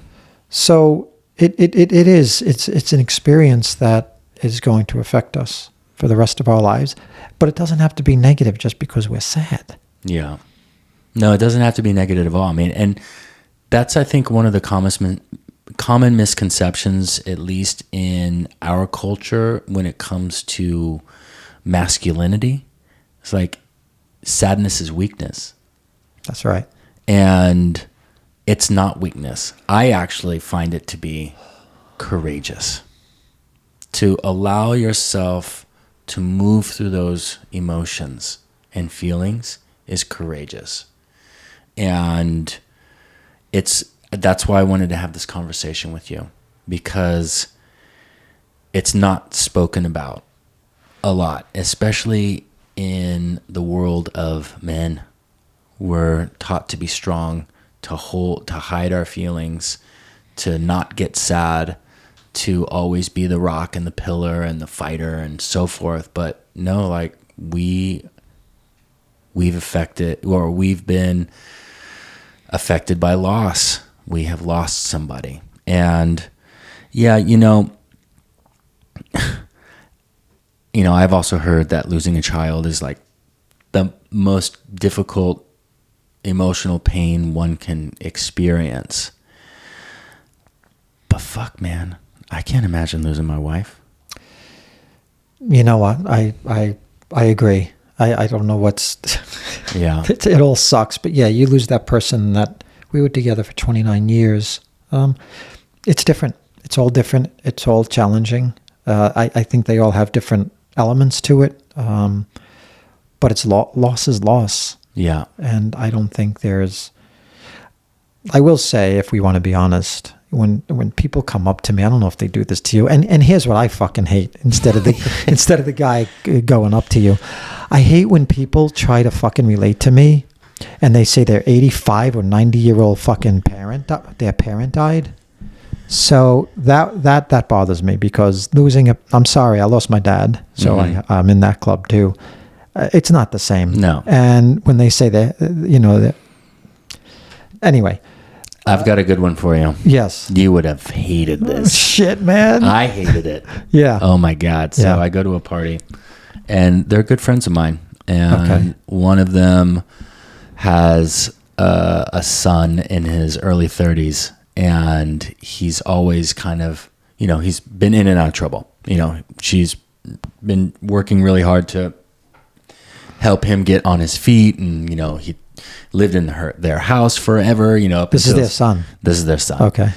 And he's been, he has excommunicated his mom, so doesn't talk to his mom, because his mom asked him to leave the house because he was like 28 and living at home. Okay. And in and out of jail and causing trouble and all that stuff. So she asked him to leave. He decides to stop talking to her. So I see them at this birthday party, and we're talking celebration, right, birthday, and all this stuff. And she does the same thing. She goes, just wanted to say I'm really sorry. And I was like, okay, thank you, and do all the things that you're supposed to. Yeah, thanks. Yeah. And then she says, I feel like I've lost a child too, because my son won't speak to me. And I was fucking raging on the inside. I'm like, you've got to be kidding me. I can't believe you just said that to me. Like, with a straight face. With a straight face. Yeah. I'm like, your son's alive. Shit. He's choosing not to talk to you. But if there is air in his lungs, there is a chance. So, yeah. And hopefully she doesn't have to be relating to you. Yeah. Yeah, I think it's back to what you were saying. Really, it's about someone's discomfort. My third cousin died, or my parents died, and they were 80 years old. I think they just, for whatever reason, and you're right. One night I watched Jane when she really started getting it. She got out of the bath, and it was like those pictures from the Holocaust. I could see every bone in her body. She was so thin and so fragile. And I called my friend, sobbing about all of it. And it was just one of those experiences that I'll, like we talked about, that I'll never forget. And he just listened to me. He didn't say anything. He didn't fix it. He didn't say, because his ex-wife passed away of cancer. He just held space. Didn't have to present himself in any particular way. And you're right. I think so many people, they just feel uncomfortable and they don't know what to say. And you know what? In all fairness, if I never lost any of these people, I probably would do the same thing. Same. I hate when they say, I'm sorry for your loss. And I think it's just because it brings it back to me. I was coming back from Ireland because we just did her mother was from Ireland, so she has her headstone there, ashes, and we just did the year church service. And I was coming back from Ireland, and I hadn't seen somebody, and I saw her and her family, and I was with my kids, and she said, hey, how's everything going? And she goes, hey, how's your wife doing? I was like, wow, she hasn't seen me in so long. And I had to just accept she was just asking. But I don't like the comparing. I really, and that's something I have to work on. Yeah. You know? No, I'm with you. It's like, it's your friend that lost his wife is the perfect example of like what to do when your friend suffers loss. You just be with them. You sit with them. You listen. You respond. You support. You don't offer unsolicited anything. Nothing. No, right. Because not only is grieving a much different experience than anything else I've ever had before, but it's also unique to the individual. Like, not only is, are we special in how we deal with life, we're also special and different in how we deal with death. So it's like, you really don't want to step on any toes, because I am the same way too. Like, if before I lost anybody, I probably would have seen somebody and be like, hey, I'm so sorry for your loss. Right. And right. I probably would have done that. Yes. And, just because I didn't know. We don't know. That's why we're doing this. Yeah. So if you ever go up to someone, you guys watching this, don't say how you're doing. Give them a hug, whatever. Let them talk about it. Yeah. And if you really freaking care, then you should know about it. And send us some fucking money. Yeah. Send us food. Yeah, food is good. A lot of people send food, but going back to what you're saying about different people grieving, I like to talk about it with my kids. But I found out in therapy that my youngest daughter, I can't talk about it at all. I got to let her talk about it with me. And she tells me she misses her voice. And she says, did I spend enough time with her? Was I a good daughter? So she brings stuff up to me. And she grieves different. And I need to respect that. My older daughter will talk about it a lot. So this whole experience will give you so many good reasons to be grateful for, but also... and we talked about our upbringing, about I react first usually. Slow down. Oh, man. You don't have to respond rather than react, and respect people. Yeah, no, I think that's so important. And just giving space. Just give space. Like, if I want to be left alone, leave me alone. If I want a hug, give me a hug.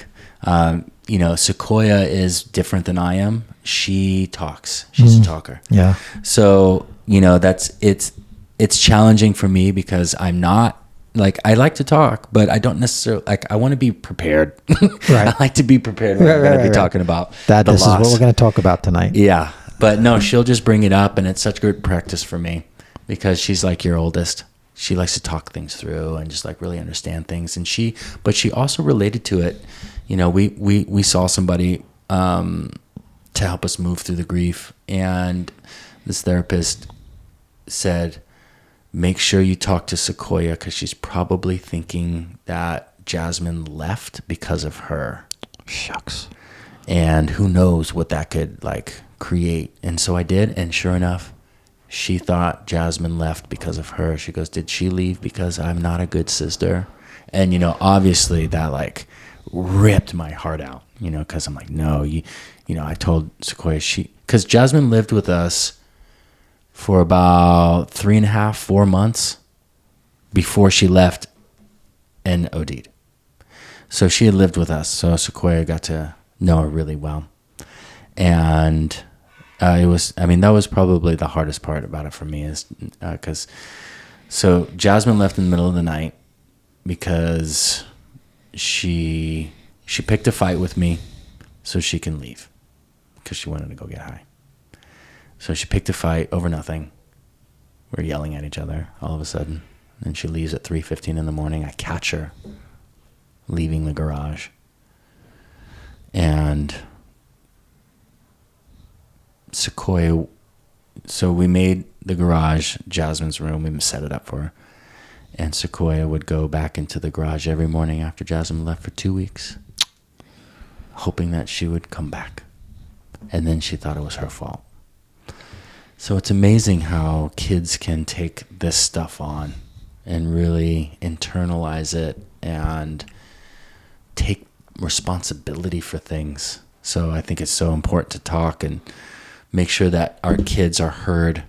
And luckily for me and for you, in regards to your oldest, we have at least Molly and Sequoia who are open to talk about their feelings. You know, because I'm not like that. I'm like your youngest, Caitlin. Yeah. I want to hold it in. Right. But I think it's so valuable and so important because eventually we all go through loss. Each one of us, if we're lucky. Sadly, that's another one of the realizations that I had is like, you're lucky if you get to go through that because that means you've loved. You've not only loved, but you've been loved. And so it's like, because that's really only when it hurts. It only hurts when you love. Yeah, I mean, you had a daughter, and people say to me, you know, some people don't have a wife, some people don't have kids. You've loved, and you have someone in your life to be sad for, and some people will never have that. And you know, some stuff makes me feel good, and some stuff doesn't. Yeah. I have a lot of regrets. Obviously, stuff I could have done better. And since we're doing this, you know, and people are hopefully listening, but you know, really, really be aware of your actions. Because I can't apologize. We can apologize, but I can't apologize to that person. And you're so right, isn't it crazy? You talk to that person, and the finality of it, it's like all or nothing. I wish, you know, I was saying this. I wish you can go from seeing someone 100%, 20%, you know, 10%, 5%. It's just like talking to me. You're right here with me, and I'm dead. Yeah. There's no voice. There's no life. There's nothing. So just. I have a lot of, you know, I'm sure part of our healing is, you know, I have a lot of regrets. I definitely could have been a better husband, and things like that. So I think that's natural. We go through that. And it's also a good reminder now with my kids, and like you're saying with Sequoia, really be mindful. Yeah. Because, you know, we're not guaranteed having this chance. No, really being mindful and present and grateful for the experience while you're having it. Like, that's another one of the gifts I think that I have received from Jasmine's passing. And we were talking about this earlier before we sat down and turned the mics on. But it's really shown me what's important to me. And more importantly, actually maybe not more importantly, but also importantly, it's shown me what's not important. Right. I like that better. That's right. You know, like, that's why I'm leaving the studio. That's why my last class is on Thursday, because I know what's important to me and I know what's not. And I really have to listen to that because, you know, even though I feel like I did everything I could for Jasmine, there's still a few regrets in there. I mean, because we have a lifetime to look back upon, you know. I look back upon my life with Jasmine and wish I would have filed for full custody when I filed for partial custody. I was 24 years old, you know, because I became a dad at 18. Wow. So I was young. And I filed for partial custody when I was 24. Jasmine was 6. And, you know, part of the regrets is like, I should have filed for full custody, you know, because I didn't know how bad it was. So just a little, you know, it was Jasmine's mother that introduced her to the addiction that eventually took her life. So I wish I would have gotten full custody sooner. I wish I would have fought a little harder, but I didn't realize it was as bad as it was until it was too late. Do you think, I sometimes think, I thank my wife because what happened to her actions made me a father that I'd never been before. And I don't know if it's true or not, but sometimes I think about, did her spirit, because she was a great mom and they loved her and everything, did she sacrifice like that part of her life so that I would be way closer to my kids than I ever would have to be? And I don't know the answer to that. I think yes. I believe in karma, and I believe in the divine, and I believe in life path and all that stuff. And I believe that one of the many gifts that Jasmine gave me was, in her passing, make it to where I love my family. Like it's what's important.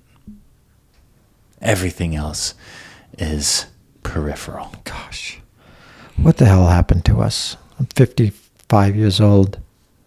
It's like, you could always grow. We're trying to do this so people could listen and learn and not have something like that happen to learn that. Yeah. And look, we all get caught up with stuff. I get mad at myself because when it first happened, I was like really grounded and I was with her, and now sometimes I do stress about that little stuff. And that's why, we do our yoga, we surf, we breathe, we box, whatever, we do art to find those things in our lives that really bring us joy. Because I remember when her and I were both working, that's, something I regret. Money was such a stressful thing in our lives, and you go back and forth like two ships passing each other. And it's like, oh my God, I'm sure you would too. Like, I would give everything up just to walk around the block with her and hold her hand. Everything. And we didn't do that enough. We both got caught up with stuff. But that's when I look back and say, I wish I would have done stuff like that. Thank you for that reminder, because it is important to hold hands with the ones you love. Take a walk. Yeah. To spend time. Because I'm the same way. I would give everything up in a minute, in a second, to have one more hug from her. Or like man. I wish there was like one day out of the year you can talk to everyone that left. You spent a day with them. We can talk to them. They're here energetically, but obviously they're in a different plane. And the way you talked about Jasmine, she had a whole life ahead of her. There was so many different experiences. And we think about that, like my kids are going to, God willing, get married, graduate, all these, and then they look around and they see mostly two parents at all these events. And they're going to have to live a life without mommy and going through all these events. So like these exciting events that should have been exciting can still be exciting, and they'll be sad at the same time. And that's what I'm saying about it's both. It's both. You can be happy, you can be grateful, you can be content, but it's okay to also be sad. And maybe the Spirit did this to us because we need to be more vulnerable. I don't know. I just try to think of everything. I also look at what are the actual outcomes and things that have changed within us post trauma.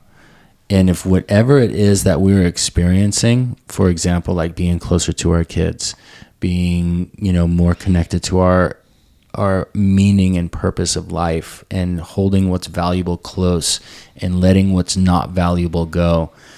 I think, all of that is going to be true. All of that's true. Did Jasmine's passing give me the space to truly appreciate the time that I spend with Sequoia? Absolutely. Did it give me the opportunity to love the time that I do get to spend with my wife? 100%. Did it give me the space to see all the things that we just spoke of, I agree with that. I think that is exactly what I was given from that loss. So yes, I think those were their gifts in their there's gifts in passing, and those were theirs. Mm-hmm. Ours, actually, our gifts, because we're the ones who get to carry them, and they're actually a gift for our kids.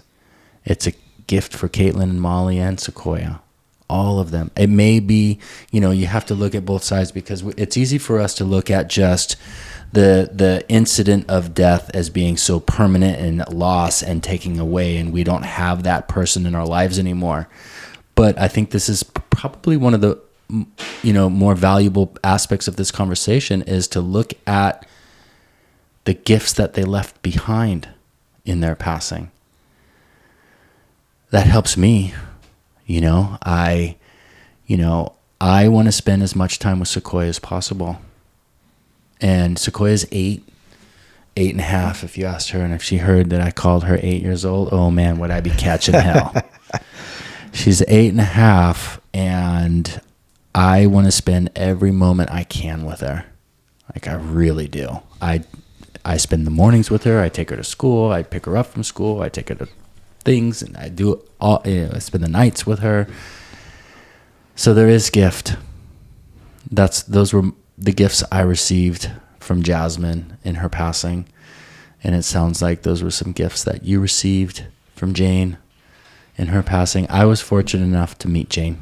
Yeah, you were. Yeah, and she was always really cool, really nice to me. I thought, even though, come to find out, I had quite the reputation. Oh, yeah. She was still really cool. Like, she was always nice to me, and I really appreciated the time that I did, the very brief time that I did get to spend, because every time I come over to your house, we were just like grading papers. And, that's great. Back in the shed. That was all fun stuff. Yeah. And I remember when we did the training, by the way, you said way back before how much you learned. You know what I learned from you in the training? I sometimes am a people pleaser because I want people to like me. And I always respected just how straight up you are. You just bring, if you're going to say something, you mean it. And you're not going to say something just to say something. Very economical with your words and your energies, but it's heartfelt. And I've struggled with that, about trying to make people like me. And that's what I learned a lot in that training. You could just have so much love for people, and you don't have to. And this makes sense with this guy coming up to you, just hold space. And I don't know who taught you that, your mom, but being alone, but you're really good at holding space. And remember, we were talking about Jasmine at that time. That was the first time, like you said, you and I really hung out and found out about our families and things like that. And a lot of people in the field didn't have families, right? So it was really nice to meet someone that was going through it as another male figure. And I think it's a blessing. And look, we're crossing paths again. I remember we talked. I called you up. No text. That's the other thing. I think people just do too much of this texting. I called you up. I remember when I found out. We had a nice chat. I was in the back. I'll never forget. I was in the back of the hardware store in my car, and we talked about it at that point, which was what, a little over a year ago, a year and a half ago, because Jasmine passed after Jane. No, Jasmine passed February 23rd. And then Jane passed 2021. And then Jane passed in June. Yeah. And so we have a bond. We're always connected, but I think empathy is something that definitely is way more present in my life now. And like you're saying, patience. Oh, it's not that bad. Yeah. What's in front of me? My family's living, I'm breathing, and I'm still guilty of it, though. You'd think I would learn, and I'm trying to do it, but it's really easy not to take those moments with your loved ones. Yeah. Well, I learned so much from you in the teacher training, real quickly, just to say, because I forgot to say it earlier and I really want to commend you for it. You taught me something in the training too. What I loved about what you did in the training, and you did it better than anybody else I'd ever seen in any other training. And I've led 2 trainings myself. I've been involved in lots of trainings. And you had the best way to nip it in the bud when people start to go off on tangents of their own personal life story stuff. You would say, because that happens. I remember my very first teacher training that I was in. My very first one I was in, we would always have a circle. Who was your leaders? Tamal Dodge. Oh yeah, okay. So my very first training was with Tamal Dodge, and we would have a sitting circle at the beginning of every training, and I hated it because people would just start talking about their own stuff, and just like, my boyfriend did this, my cat did that, God, right. My coworker did this, and just going off, right. And I wish Tamal had the ability to do what you did, but you would say, sounds like a personal problem. And it would nip it in the bud, and it was on to the training, and that was so awesome. It was funny to see, because at the very beginning of the training, when you first started doing it, people would take it personally. They're like, "Oh well, I mean," but pretty soon it just got to be so just upfront and factual, and okay, it's time to move on. And people started laughing about it later. It's like, oh, it sounds like a personal problem. That's right. Let's get back to the training. That's right. So I've always enjoyed that you were able to do that, because nobody else I've ever seen, well, a few people, but not nearly as precise and as effective as you. We're just like, that sounds like a personal problem. Back to anatomy. Yeah. And I think, thank you. I don't think we have to be nasty to get the program. But the other thing I remember about you was when I was doing Yo-Box. Mm-hmm. So Sean was at South Bay doing your class, and Yo-Box was pretty fucking loud. And sometimes I would not be aware of things, and I'd get some people, and I get it. I'd be pissed if I was in the other room. And one time we were banging on the door and all that shit, and you were packed, and I was pretty busy. And I remember talking to you after class, and I was banging on the door, and I apologized. You're like, no, man, we're just using it in our practice. And it was just such a, we teach yoga not in the fucking rooms on the poses. Yeah. We teach in those moments how we respond to things. And I just really always was so happy that you were in the room next door to me. So you can bang on the walls and play your loud music. I totally forgot that one time. But we had some great times there, didn't we? We did. No, it was fun. That studio brought a lot of people together that I still talk to, and that I still respect and cherish and enjoy our friendships. So I look back on those days with nothing but fondness, and it was great. It was actually a very exciting time in my life. Things started popping really quickly for me, and it was during that time when it started, and it hasn't stopped. Things are still changing at such a high rate for me, but all in good ways. But you were always, every class we had, you were always, and this is what I'm going back to about the training, I think you started popping so quick because you were authentic. I just love, you just get in that room and you're teaching, and didn't matter who it was, and it's just, you were steady, just like you were in the training. And by the way, I think this commitment, because I was talking about my commitment to the boxing, yoga, and whatever it is, I think this really helps us. The discipline now, we know we have to do the work because of what happened. Mm-hmm. And not just for you and I, but we got little ones. Yeah. Yours a little more little, but we're disciplined enough to know that I could go through my feelings, I could go through my emotions, but I also have other people relying on me. And I think teaching did help that, because we had people coming, relying on us to help them, I guess. Yeah, no, teaching definitely helped me. I mean, Yoga Works opened just a few months after she passed, and I said yes, and I opened up that studio again. And teaching yoga has always helped me with the things that I've needed. I'll be honest, I'll walk into a class and set an intention that I really need. That's right. We teach for us. Yeah. I I think that's the best way that teachers share their practices anyways, is just by doing exactly that, sharing their practices. And that's how we teach it. You know, I joke about it in my class all the time. I'm like, basically all I'm doing is projecting all over the place in this room. You just get to benefit from my projections. That's right. And my life experiences. Exactly. We should eventually do a talk show about all our experiences in the yoga room. We got some fun ones. I don't think we have enough time. Gosh. I mean, we definitely have some fun ones. I had somebody tell me, fuck you. That's South Bay. Wow. Remember Chuck Carrillo? Oh, yeah. He was assisting me in a training, and he touched this guy, and this guy was really nasty to him. And like you said before, I am way more protective of other people than I am myself. Mm-hmm. And I go over to the guy, I said, is everything okay? Because you just yelled at this guy. And he said, fuck you. And I just paused, and I said, you can't stay in class 9. You got to leave. And he gave me the finger as he left. I didn't react. And the next week he came and he gave me a hug. He said, I had a really tough week. And what if that was you and I with Jane and Jasmine? So, I have way more patience than I did in the past. Yeah, same. And I think a lot of that has to do with our experiences. Like, once again, we know what's important and we know what's worth fighting for. And we know what's worth letting go. That's right. Yeah. So that's a great lesson. Thomas Taubman, it's been such a great conversation.